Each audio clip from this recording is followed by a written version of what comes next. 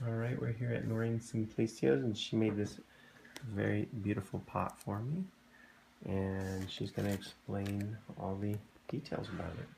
Okay, when I first started out this pot, of course, again, it's made from natural Zuni clays that I go up in the mountains and dig the clays up. So it's all natural, and I process my own clays. When I first start out a piece, I would start out with like a small little pot, and then I would make coils, and I would add coils depending on how high I want it.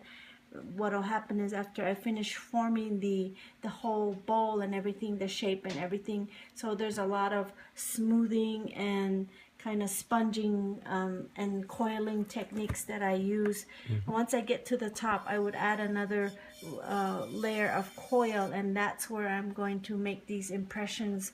And usually a long time ago, our ancestors would use their thumbs to make the impressions, but I have, of course, modern tools now that actually this impressions were done with a popsicle stick. Wow. The popsicle stick is cut out like a step pattern, so there's some step patterns. The step patterns representing clouds.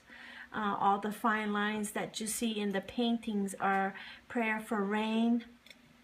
And these are vegetation symbols. These here, of course, when there's rain, there's vegetation, and of course the deer, the famous Zuni deer design is famous in a lot of our Zuni pottery. And the reason why we paint the deer design is to give the men good luck as they go out hunting, because long time ago that was their main source of food. So that to be successful in a hunt was really important to a lot of our ancestors. But there is still hunting going on today, but we don't. It's not our main source of food because we have Walmart and everything. But yeah, and everything else is pretty natural. It is kiln fired. I often do a lot of kiln firing. This pot has been fired in about 1500 degrees. Wow. So and then I usually sign everything like that. Do you use manure when you I know how to do outdoor firing, but it's a long process, Okay. long smelly process, I would say. But yeah, but kiln firing is the best because I put a lot of time and effort in my pottery, and Yes. I want them to be perfect and And it successful. looks And then perfect. the lizard is actually the main body is built, the hands are built. So that's probably the most difficult part about this pot is Wow. building the lizard It looks in like- relief. Yeah, that's great. Yeah.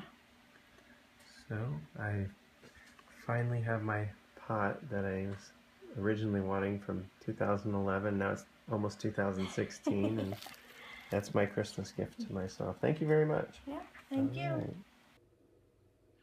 Well, I'd like to thank everyone for tuning in to another episode of Go Native Farms. That video was originally shot back in 2015, and Noreen did give me permission to publish that now on YouTube. So you can also contact Noreen if you look in the links below.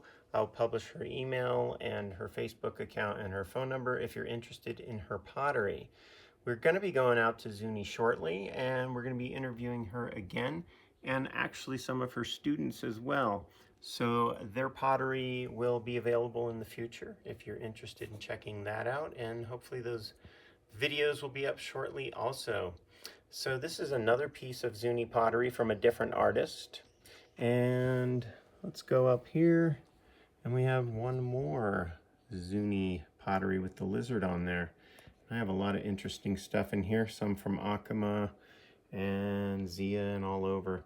So we will also be going to Hopi. Let's check out these beautiful Hopi kachinas. So the Hopi kachinas are really detailed, and I have some friends in Hopi, and they are carvers and basket weavers. And we're going to go out there and we're going to talk to them in a couple of weeks and do another interview, and we can see what they have to say. And after that, who knows where we'll go.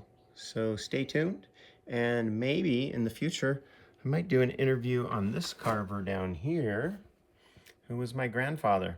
So he carved in wax and wood and soaps and all kinds of mediums. So maybe we'll interview his daughter, because he's no longer with us, being my mother, and possibly we'll do an interview in the future on that.